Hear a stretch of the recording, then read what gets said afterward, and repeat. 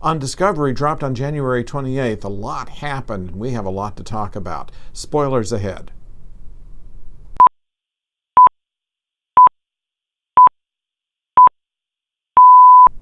Hello out there, I'm the oldest nerd, and Star Trek Discovery, which once again, spoilers from the January 28th and previews of next week's show will be included in our commentary today. First, I was right. There is time travel in this episode. We'll talk about that a little bit later. I was only half right in that they went into the future instead of the past, but I don't think that that's through playing just yet. But first, let's talk about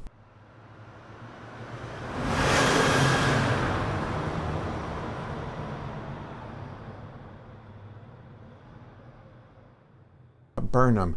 Burnham gets into a very good fight scene, and we find out in this episode that she indeed sided with the Emperor rather than with Lorca. So the loyalty that she had was to the image of her former mentor rather than a person that she never really trusted in Lorca, even in her own universe.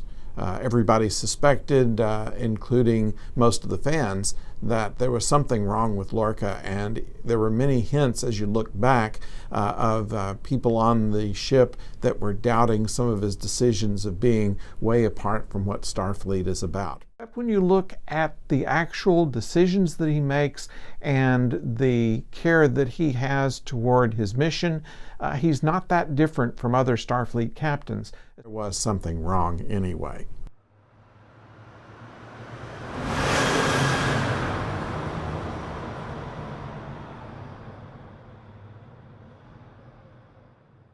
At any rate, the fight scene was one of the great fight scenes in Star Trek, having possibly to do with Michelle Yeoh being a very talented actress in martial arts films, including Crouching Tiger, Hidden Dragon, and so she wielded the sword, and in the fight scene did a lot of good work. Even though there was probably stunt doubles in much of it, still she was commanding of all the attention in every scene that she was in.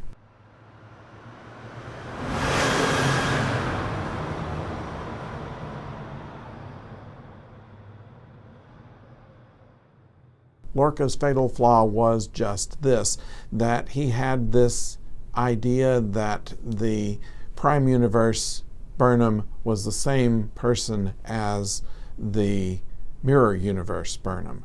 And the fact of the matter is that while her actions in the early part of the series might indicate just that, it turns out that she's always had in the back of her mind the ideals of the Federation, and she did not abandon that.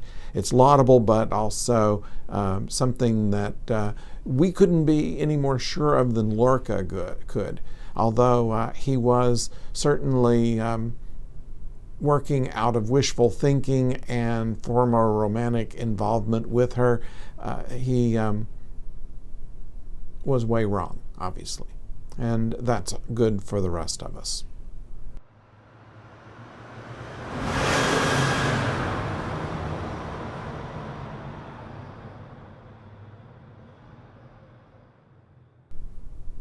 Saru had one of the best speeches in Star Trek. It was underplayed, as much of the acting is in his character, but it was a very stirring speech. It brought a tear to some people that he was saying, today begins the maiden voyage of the Discovery. He was fully fit to be in command of that ship. I was proud of his leadership and the fact that the whole crew was behind him. I've seen some people say, some of the critics were saying that there is a problem with the fact that the crew was just so good with the fact, okay, Lorca's gone, we're okay now.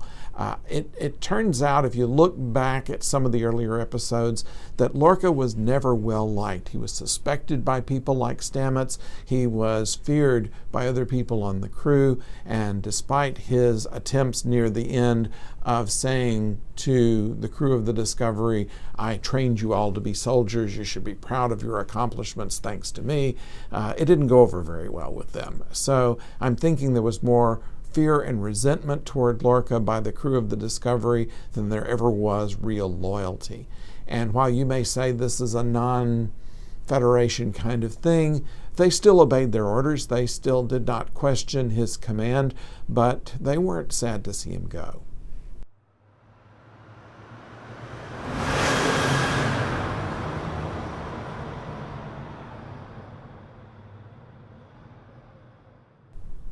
Now, the ship has returned to Federation space 9 months into the future, only to find that the Klingons have won the war.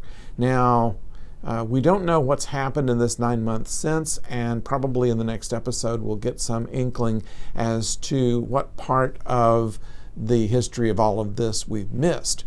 But obviously Discovery has come back in the wrong place, and they're going to have to find some way to get back. From the previews that we have of next week, the Admiral takes the ship and changes all the codes, so Saru is not in command very soon after they arrive in Federation space. So it's a matter of finding out now just how they're going to be able to get out of this and get back into their own time stream. I'm holding by my earlier prediction that what we're going to see is them returning to a time and overjump it again in the past, possibly to take them before Lorca was able to get his hands on the spore drive. And this would restore the show to canon and also free it next season to go on different kinds of adventures.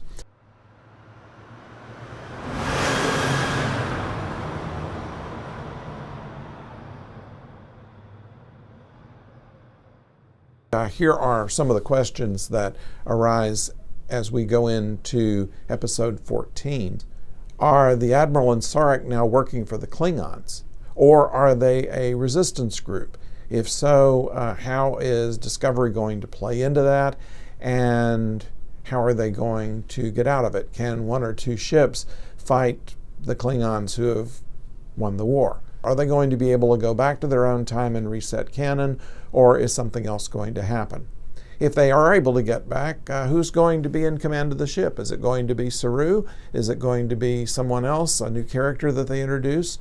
What's going to happen to Burnham? Is she going to finally get a Starfleet commission and be of some rank? And if so, are they going to put her back to commander, or is she going to be back as a lowly Lieutenant JG? Many questions still unanswered, and we only have a couple of episodes to go in this season, so it's going to be interesting. Meantime, we'd like to see what your prognostication is. Why not go to the comments and tell me what you think of what's going to happen now that Discovery is back in Federation space. Also, if you will, I hope that you would push the subscribe button below and keep us encouraged to send you more of these videos. Till then, don't go far.